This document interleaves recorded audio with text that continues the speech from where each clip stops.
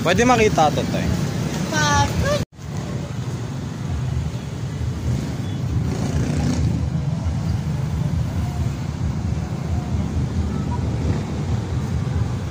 Magkano dito tayo? 50.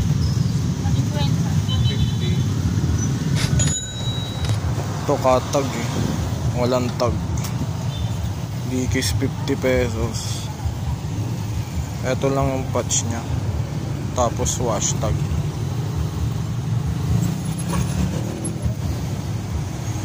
Walang crack prints. Tas Nike na sando.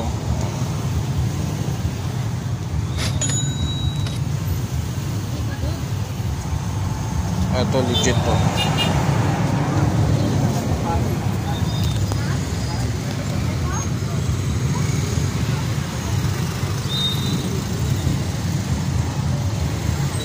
Kunin natin itong Dikis.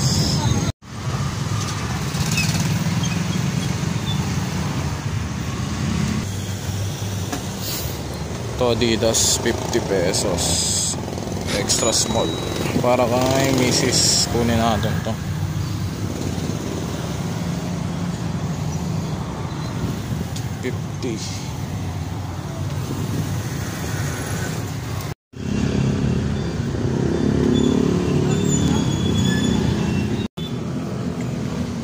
Ito 15 pesos lang. Riders by Lee na denim.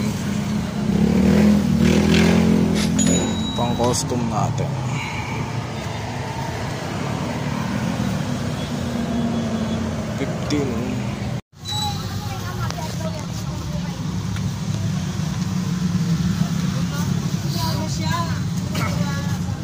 Ito na lang muna ng dalawa tayo. Ali 100.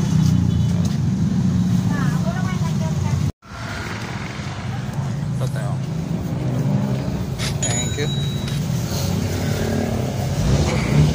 Yo, magandang araw sa inyo mga tol. So nakauwi na tayo. Nakita nyo naman kanina, napadaan lang tayo sa isang ukayan doon sa Muson Crossing. Tapos nakahanap tayo ng dalawang items agad, no? Eto.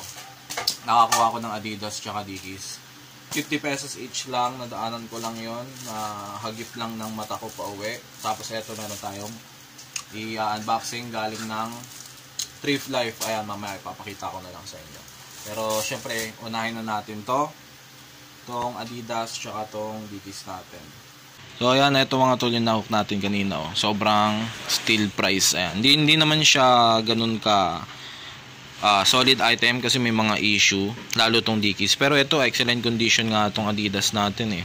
Kumbaga wala siyang crack prints, tas nakuha lang natin ng 50 pesos, no. Ito kasi kay Mrs. to kasi sakto yan sa size niya. Tapos etong Dikis, ang problema ko lang dito, may mga mancha. Pero tingin ko washable naman yan. Tas discoloration part. Ayan, tapos wala rin siyang tag.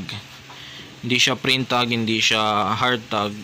Di ko rin sure kung cut-tag siya kasi walang bakas ng dating tag. Tapos ayan, meron din pala siyang tawag dito, hairline na crack prints. Ayan, ang pinaka legitness lang niya dito makikita. Ayan, no?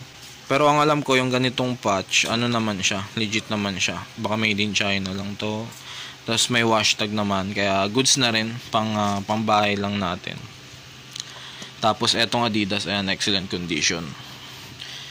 9 out of 10 ang color rate ko dito. Tapos wala rin siyang issue, walang crack prints, ayan. Kaya jackpot talaga ako dito sa Adidas natin, 50 pesos lang. Itong Dikis okay na din naman to. Ayan. Ang color rate ko dito 7.5 lang kasi medyo kupas na eh. Ayan, pero goods pa din. Ang mahalaga, wala siyang pinhole.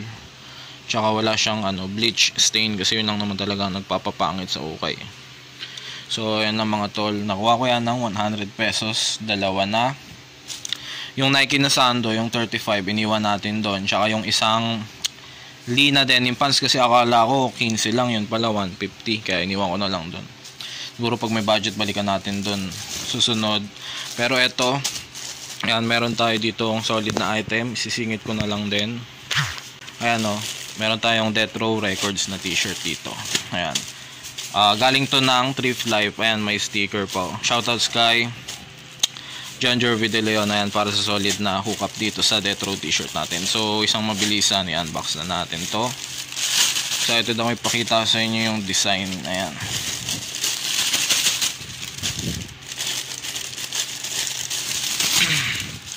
Unahin natin itong sticker. Ayan, solid ng sticker ng Thrift Life ngayon.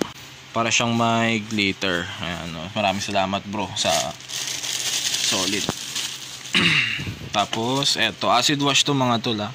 Ano siya, Death Row Records na tag siya. Size small on tag. Ayan. Color black to na acid wash. So ito yung pinaka-design niya.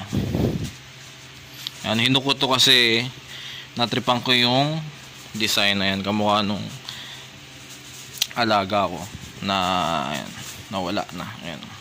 So sobrang steel price. Ayan, Death Row. Sa mga hindi nakakaalam, ito yung rap label na kinabibilangan ni Tupac, Snoop Dogg, Dr. Dre dati noon.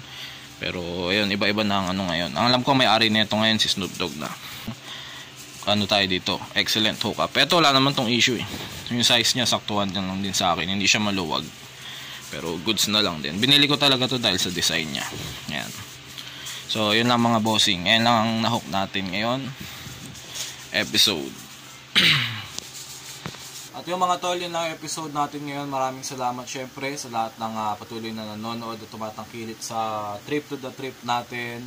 At para naman sa mga bagong pasok syempre sa channel na to, malaking tulong kung magla-like, mag-share at mag-subscribe kayo. Tuloy-tuloy pa rin syempre sa paggawa ng mga okay contents. Syempre shoutouts na rin sa Thrift Life. Ayan. Maraming salamat sa dito sa Death Row natin ng t-shirt. Ayan, sa kanila galing to. New arrivals dyan ngayon.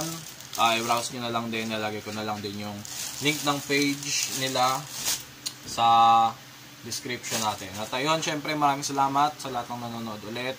Kita-kits na lang sa next episode. Peace out.